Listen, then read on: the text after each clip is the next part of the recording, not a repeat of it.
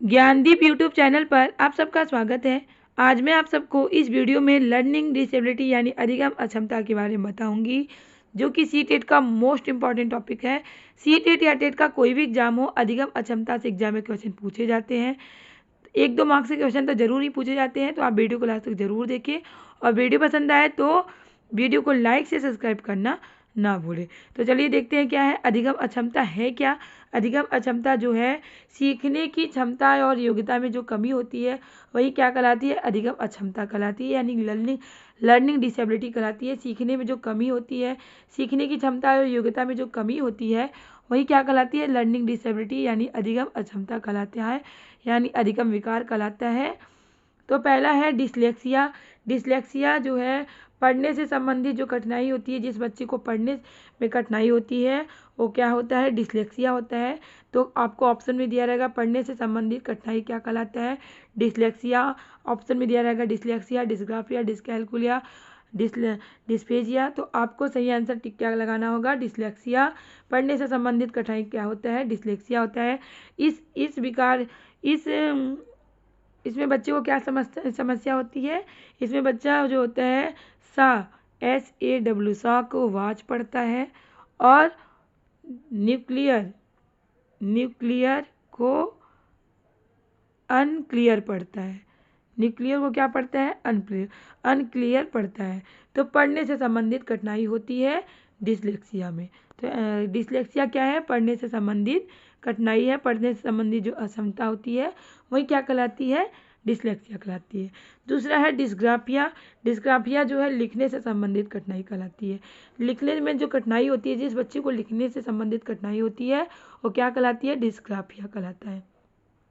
क्या कहलाता है, डिस्ग्राफिया कहलाता है। तो यहाँ ग्राफ का संबंध जो ट्रिक भी जान लीजिए आप, ग्राफ का संबंध किससे होता है, लिखने से संबंधित। तो यहाँ ग्राफ रहेगा तो इसका मतलब डिस्ग्राफिया, जो कि लिखने से संबंधित कठिनाई होती है। वहाँ पे बच्चे को पढ़ने में कठिनाई होती है। इसे बच्चा पढ़ने में क्या, सा को वाच पढ़ता है, न्यूक्लियर को अनक्लियर पढ़ता है। तो यहाँ बच्चा लिखने में क्या करता है, सा SAW सा को वाच लिख देता है और न्यूक्लियर को क्या लिख देते हैं, अनक्लियर लिखता है। तो यहाँ लिखने से संबंधित समस्या बच्चे में होती है। क्या होती है, लिखने से संबंधित जो समस्या होती है वो क्या कहलाती है, डिस्ग्राफिया। तो ग्राफ से आप समझ लीजिए क्या होगा, ग्राफ का संबंध लिखने से होता है। तो यहाँ लिखने से संबंधित समस्या क्या कहलाएगी, डिस्ग्राफिया कहलाएगी। क्वेश्चन तीसरा है जो आपका डिसकैलकुलिया। डिसकैलकुलिया का संबंध जो होता है गणितीय गणना से संबंधित समस्या से होता है। तो कैलकुलेशन का संबंध किससे होता है, कैलकुलेशन का संबंध गणित से होता है।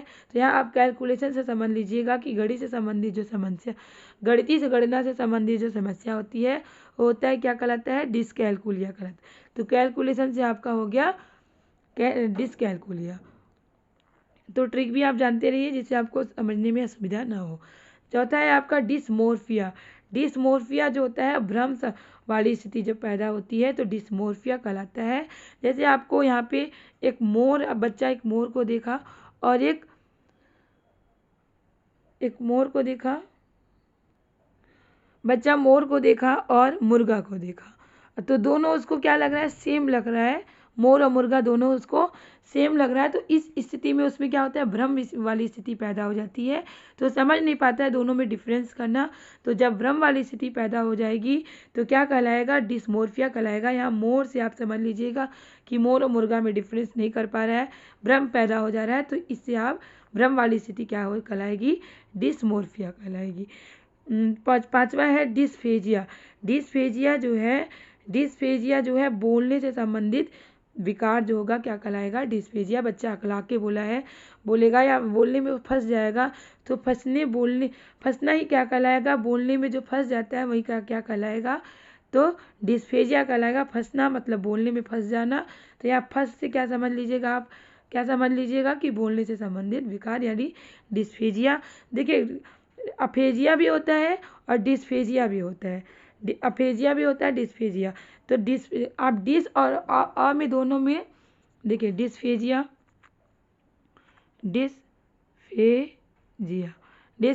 और अफेजिया दोनों होता है। तो आप कंफ्यूज हो जाएंगे। तो दोनों क्या होता है, बोलने से संबंधित विकार होता है, लेकिन कहाँ पे आपको डिस्पेजिया करना है, कहाँ पे अफेजिया। डिस जो होता है वो विकार ऐसा होता है जिसको कि हम ट्रेनिंग के द्वारा या कुछ उसको ट्रेनिंग दे के सुधारा जा सकता है। डिस से जो जहाँ पे डिस रहेगा वो ऐसा विकार होता है जिसको हम लोग ट्रेनिंग के द्वारा सुधारा जा सकता है, लेकिन ट्रीटमेंट देके ट्रेनिंग के द्वारा सुधारा जा सकता है। लेकिन अफेजिया, जैसे अफेजिया रहेगा, अ लिखा रहेगा आगे, तो वो ऐसा विकार होता है जिसको सुधारा नहीं जा सकता है। जैसे बोलने से संबंधित जो विकार जो बच्चा हकला के बोलता है तो उसको डिस्फेजिया है, मतलब उसको उस विकार को सुधारा जा सकता है। लेकिन अफेजिया जो होता है बच्चा बोल ही नहीं पाता है, तो जो बच्चा बोली अफेजिया जो होता है वो बोलने से संबंधित ये भी विकार होता है। मतलब बच्चा इसमें बच्चा बोल नहीं पाता है। जब बच्चा बोल ही नहीं पाएगा तो उस विकार को सुधारा नहीं जा सकता है। लेकिन बच्चा जब हकला के बोलता है, बोलने में फंसता है, तो क्या कहलाता है, डिस्फेजिया कहलाता है। इस विकार को सुधारा जा सकता है। जब डिस वाला बात आएगा तो उस विकार को सुधारा जा सकता है। अफेजिया जब आएगा तो उस विकार को सुधारा नहीं जा सकता। तो डिस्फेजिया, अफेजिया, ये दोनों विकार में आप डिफरेंस कर पाएंगे कि क्या है। और डिस्फ्रेक्सिया जो है शरीर कौशल से संबंधित विकार है, शारीरिक कौशल से संबंधित विकार है।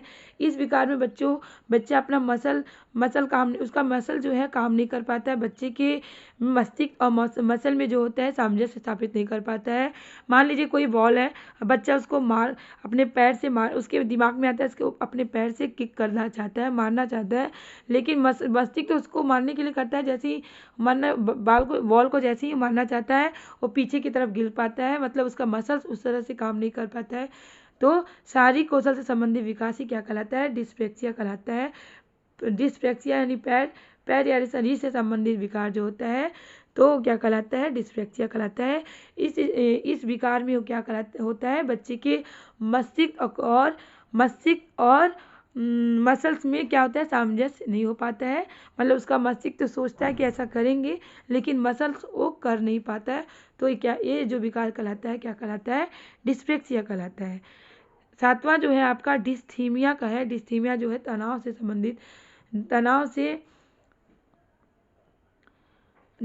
संबंधित जो विकार होता है और डिस्थीमिया कहलाता है। तो इसको आप इस तरह से समझ सकते हैं।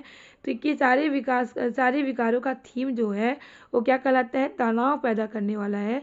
ये मतलब सारे ही जो विकार हैं क्या है, तनाव पैदा करने वाले हैं।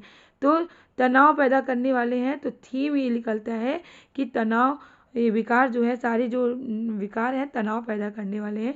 तो इससे आप समझ लीजिएगा कि तनाव से संबंधित जो विकार है वो क्या कहलाएगा, डिस्थीमिया कहलाएगा। तो ट्रिक के द्वारा आप इस सारे विकार को समझ पाएंगे कि पहला जो है डिसलेक्सिया है, जो पढ़ने से संबंधित विकार है। डिस्ग्राफिया यानी ग्राफ से संबंधित है तो लिखने से संबंधित विकार होगा। डिस्कैलकुलिया यानी कैलकुलेशन से संबंधित है तो गणित संबंधित विकार होगा। और डिस्मोर्फिया यानी भ्रम पैदा करता है, मोर और मुर्गे में भ्रम पैदा होता है दोनों को समझने में, तो भ्रम संबंधित जो विकार होगा डिस्मोर्फिया कहलाएगा। और डिस्फेजिया यानी फंसना, बोलने में फंसता है बच्चा बोलने में, तो बोलने से संबंधित विकार क्या कहलाएगा, डिस्फेजिया कहलाएगा। और डिस्फ्रेक्सिया जो होगा शारीरिक कौशल संबंधित विकार, पैर से यानी शरीर से संबंधित है तो डिस्फ्रेक्सिया जो होगा शारीरिक कौशल से संबंधित विकार होगा। डिस्थीमिया जो है तनाव से संबंधित विकार है। तो उम्मीद है कि आपको सारे विकार को समझने में असुविधा नहीं हुई होगी। अब इससे जो क्वेश्चन बनते हैं एग्जाम में उन प्रश्नों को देख लेते हैं। पहला क्वेश्चन है, यदि एक शिक्षार्थी को संख्याओं और परिकलन यानी कैलकुलेशन में समस्या हो रही है तो उसमें असमर्थता हो सकती है, क्या हो सकती है, उसका नाम क्या है। तो आपको पता है संख्या और कैलकुलेशन में जब समस्या होगा तो गणित से संबंधित समस्या होगा, यानी गणित से संबंधित समस्या क्या कहलाता है, गणितीय अक्षमता होगा यानी डिसकैलकुलिया होगा। तो यहाँ ऑप्शन डी, ये ऑप्शन बी यानी दूसरा सही आंसर होगा। क्वेश्चन नंबर 2 है, एक बच्चा जो ग्रस्त है वह सा को वाज पढ़ता है, न्यूक्लियर को अनक्लियर पढ़ता है, में अंतर नहीं कर पाता है। तो में अंतर नहीं कर पाता है तो मैंने पहले ही बताया सा को वाज, न्यूक्लियर को अनक्लियर, इस सब में अंतर नहीं कर पाता है। तो ये किस तरह का विकार होगा, तो यहाँ पे ऑप्शन है शब्द जम्बलिंग विकार, डिसलेक्सिया, डिस्मोर्फिया, डिसलेक्सिया। तो डिसलेक्सिमा तो होता नहीं है, तो डिसलेक्सिया यानी पढ़ने संबंधी विकार है, सा को वाच पढ़ता है, अनक्लियर और निक्लियर अनक्लियर में डिफरेंस नहीं कर पाता है, तो पढ़ने से संबंधित विकार है, तो यहाँ ऑप्शन चौथा ऑप्शन डी सही आंसर होगा, चौथा। क्वेश्चन नंबर 3 है गति कौशल में अधिगम निर्योग्यता कहलाती है। गति कौशल यानी शारीरिक संबंधित विकार जो होता है, शारीरिक कौशल संबंधित विकार जो होता है डिस्पेक्सिया कहलाता है, यानी बच्चे का मसल्स काम नहीं करता है, मस्तिष्क और मसल दोनों में क्या होता है सामंजस्य स्थापित नहीं कर पाता है। मस्तिष्क से सोच तो पाता है कि ऐसा करना है, लेकिन मसल्स उसका काम नहीं कर पाता है। तो गतिकी कौशल संबंधी जो विकास होता है यानी शारीरिक कौशल संबंधी जो विकास होता है क्या कहलाता है, डिस्पेक्सिया कहलाता है। क्वेश्चन नंबर 4 है अधिगम निर्योग्यता क्या है, तो ये एक चर अवस्था है। अधिगम निर्योग्यता क्या है, एक चर अवस्था है। क्वेश्चन नंबर 5 है कि शारीरिक रूप से अक्षम बच्चों को समानते होते हैं। शारीरिक रूप से बच्चे जो होते हैं, शारीरिक रूप से जो अक्षम बच्चे होते हैं क्या कहलाते हैं, डिस्ग्राफिया कहलाते हैं। क्या कहलाते हैं बच्चे, हाँ देखिए यहाँ पे क्वेश्चन आप समझिए, आप सोचेंगे शारीरिक रूप से अक्षम है तो क्या कहलाएंगे आप, ये देखिए बच्चा जब शारीरिक रूप से अक्षम है तो यानी लिखने में भी उसको समस्या होगी, तो लिखने में अक्षम में समस्या होगी, तो डिस्ग्राफिया यहाँ पे सही आंसर होगा। क्या होगा, डिस्ग्राफिया सही आंसर होगा। क्वेश्चन नंबर 6 है विकृत लिखावट से संबंधित लिखने की योग्यता में कमी किसका लक्षण है, मतलब बच्चा लिखने में से संबंधित उसको विकार है, यानी लिखने में उसको समस्या होती है, तो कौन सा क्या क्या कहलाएगा, डिस्ग्राफिया, यानी हम पहले ही बताएंगे ग्राफिया ग्राफ से संबंधित होती है, यानी लिखने से संबंधित होता है, तो लिखने से संबंधित विकार जो होगा वो डिस्ग्राफिया कहलाएगा। क्वेश्चन नंबर 7 है भाषा अवबोधन से संबंध विकार है, भाषा बोलने में उसको दिक्कत होता है, तो भाषा अवबोधन से संबंधित विकार क्या कहलाता है। भाषा अवबोधन मतलब बोल नहीं पाता है, तो जब बोल नहीं पाता है भाषा बोलने में फंसता है तो डिस्फेजिया होगा, लेकिन जब बोल ही नहीं पाता है तो भाषाघात यानी अफेजिया कहलाएगा। क्वेश्चन नंबर 8 है निम्नलिखित में से कौन सा एक विकासात्मक विकास का उदाहरण नहीं है, तो विकासात्मक विकार का उदाहरण कौन सा नहीं है, पर अभिघात तनाव, यानी बच्चा कोई चीज़ को देख के, कोई घटना ऐसा होता है जिसको देख के भूल नहीं पाता है, तो ये क्या कहलाता है, पर अभिघात तनाव कहलाता है, तो ये क्या होता है, विकासात्मक विकार का उदाहरण नहीं है। यहाँ तीसरा सही होगा। तो उम्मीद है कि आपको ज़रूर समझ में आया होगा, विकार अधिगम अक्षमता जो है आपको ये टॉपिक ज़रूर समझ में आया होगा। अगर वीडियो समझ में आएगा तो वीडियो को लाइक से सब्सक्राइब करना ना भूलें, और क्योंकि आपका लाइक से सब्सक्राइब करना ही हमें मोटिवेट करता है इस तरह के क्वेश्चन, इस तरह के टॉपिक लाने के लिए, और इस तरह के क्वेश्चन, इस तरह के टॉपिक की तैयारी करने के लिए हमारे चैनल से जुड़े रहें।